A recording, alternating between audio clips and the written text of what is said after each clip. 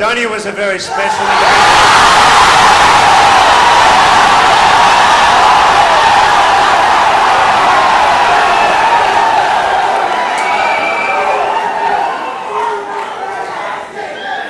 Whistle what? Whistle what?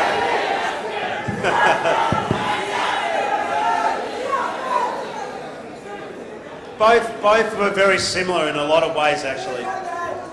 Both Ricky and MS DHONI, they were both lead from the front. They both tried their heart out. They had great humility, and I think they also had great presence as well. So you obviously wanted to follow both of those individuals. MS was heaps of fun, though. I was lucky enough during probably the darkest hour of cricket, and that was Monkey Gate, and IPL basically brought us all together, and that was what was so special about that 2009 series. That inauguration of the IPL was unforgettable.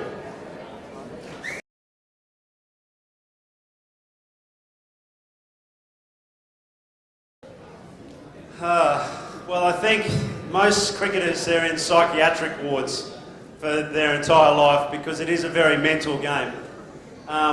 What I used to love to do was to get to the ground the day before. I wouldn't train. I'd sit on the wicket and I'd close my eyes and I'd think about all the things that were a great privilege in my life and the blessings in my life, like my family, my friends and my fans. And I mean, you can't get a more blessed and more incredible life than that of a professional athlete. I mean, to think that just 24 hours ago, I was 3/4 of the way around the world in a completely different country, and now I'm standing in front of you amazing guys and feel that, you know, that incredible passion and love. So I used to think about all those things the day before the match, and you know what, I was often scared, but fear is a great motivator, and fear also brings the best out in you. So don't be afraid of those challenges in your life, because you all have them. And you all have those obstacles as well. So dream big. When I used to sit on that wicket, I used to think about not just making 100, but I used to think about making 300. So think about how you can make a difference, you know, to not only cricket, but in life in general.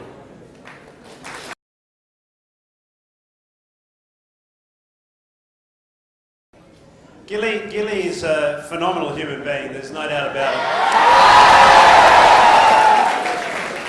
I used to think that batting with Adam Gilchrist was a little bit like watching the highlights package at the end of a game. It was like 4s and 6s pretty much every ball. And it was quite embarrassing for me because I was up the other end just trying to get him on strike, and that was great fun.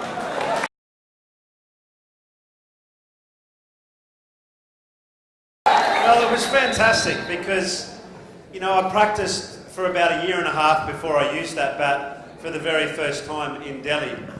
And the reason why it started was during the 2007 World Cup. I was practicing a lot with baseball bats, so round-on-round balls. And what I discovered about round-on-round balls was that they were going 20 or 30 metres further than what a normal cricket bat would hit it. So I had the bowling machine, and Mike Young, the Australian fielding coach, who was also an American baseball player, said, "Haydos, give this a go." And so I did. Kept on hitting these balls, going miles. And so a UK-based company came to me a little bit after that World Cup and said, "I noticed that you were doing that in the World Cup. We've created and designed a bat which is similar, but it has to fit into the rules and regulations of cricket." So the Mongoose bat wasn't any higher or any shorter, it was exactly the same height. So just from a batting posture point of view, it meant that I didn't really have to change much. But I had a lot of practice to get comfortable, because at the end of the day, it is still half a bat. In fact, MS DHONI, talking of which, he said, "Haydos, you can have anything you want in life if you don't use that bat." And I said, "MS, I've got everything I need in my life, my friend. I'm using the bat."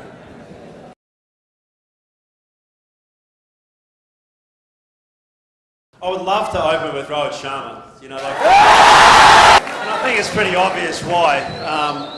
You know, just as, and he copped, I always thought when I came over here commentating that fellow commentators were actually ripping into him quite a lot. And yeah, you know what, he was a little inconsistent when he first started, but you know, for me, he's one of the most talented players that I've ever seen. And so that talent eventually, you know, with a little bit more confidence and a little bit more time and the right environment, and I think MS Dhoni set that environment for him, and Virat Kohli's now continuing that environment. I think he's one of the guys that you'll see, you know, being a remarkable player for a long time to come.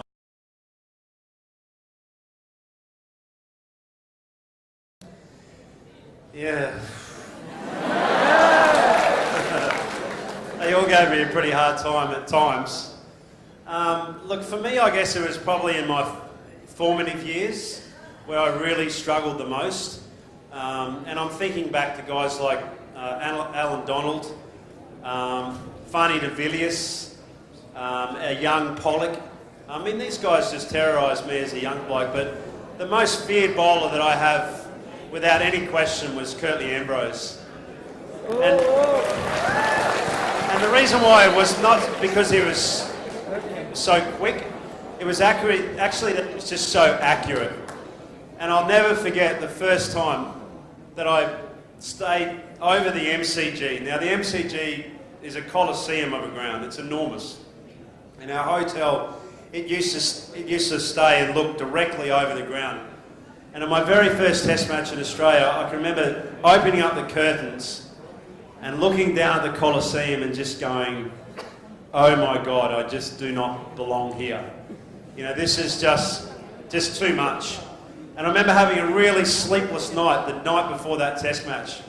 And I was visualising in my dreams, sort of waking up in the cold sweat, getting nicked off to first or second slip, seeing someone like Carl Hooper run around the ground, them all high-fiving each other. So the very first, and this is the moral of this story, is be very careful about what you think about in life, because it's not too long before things that you think about start to manifest themselves.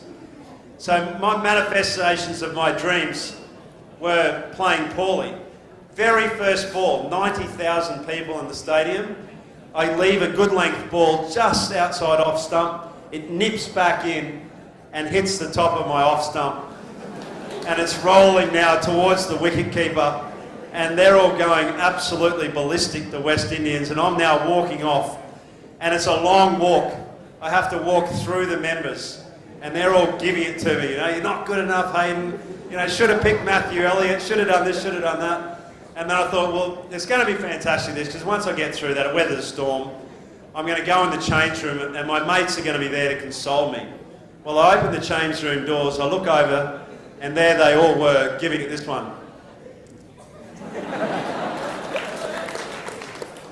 So, if you're going to be the best at things, get ready to be lonely at times. You know, it's a very, very lonely place, the top of the tree.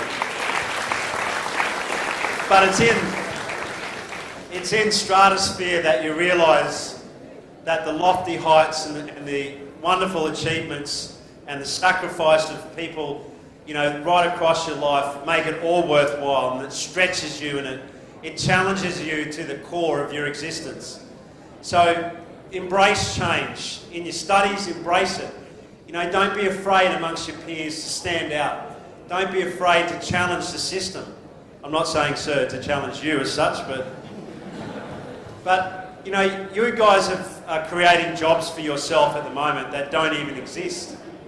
And in cricket, for me, that was about changing the landscape of being an opening batsman. That was about challenging the very fabric of the game. I mean, as a tall person, apparently, when I was first started, I was too tall and too big to be a good opening batsman. Well, you know what? They're wrong. You know, so just like you guys, you know, prove people wrong. Prove that it can be done. And be people of positive action and positive doing, not just positive thinking.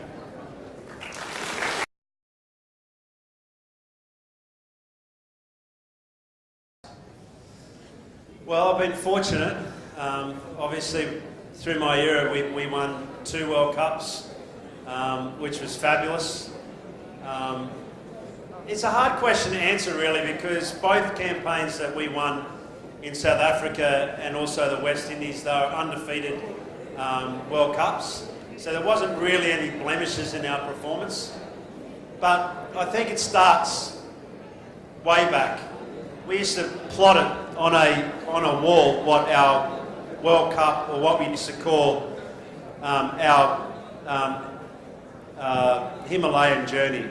You know, the very top of where you needed to be, which was World Cups. And you used to track it, you know, bit by bit. You used to just chip it off. You know, so it might be, you know, you get through your postgrad, and then you go to your masters, and then beyond your masters, then you look to, you know, be leader of the field within your industry. And that's what winning a World Cup's like. You know, it starts from a young boy, a dream, sitting in the backyard where there's nothing but a cricket wicket, unlike these magnificent facilities that you have. Then there's the possibility of accomplishment in one field of excellence. And then there's the mastery of it. And then beyond the mastery of it, then there's the opportunity beyond it. So, you know, professional sport and life in general follow very similar pathways.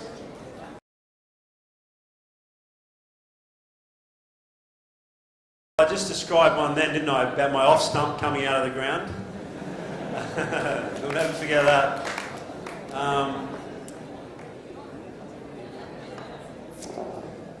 Gee, there's so many to think of. Maybe if I look at the IPL and we look at the final down in Mumbai, and for some reason MS Dhoni moves me to a straight mid-off, and Kieran Pollard, he smashes the ball straight to me at mid-off, and it was a must-take catch to win the IPL. It's in those moments where you're really defined as an athlete, because you either take the catch or you drop the catch. And in that case, it was taken, but it was taken probably through the 5 million catches that I'd challenged myself on through my playing career and training career to master the art of taking a catch under pressure. And that's why you practice. You don't go into an exam, you know, not having studied at all. You go into the exam knowing that you've had 10,000 hours of research, of listening, and of study, and that's what gets you an outstanding result.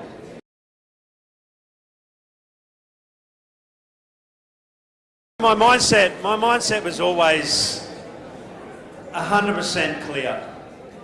And I think it's interesting because you know that feeling that you get before you actually go into an examination, and you're so nervous, aren't you? It's just, you're so fearful of what can happen. What if you fail?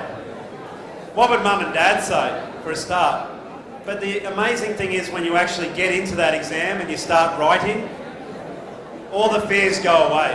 And that was the same for me. When I walked across that line, I knew that it was just going to be something which I could control. So it was about, for me, it was just about the excitement and the challenge of being the best I could possibly be in that moment. That is Hayden. What a beauty.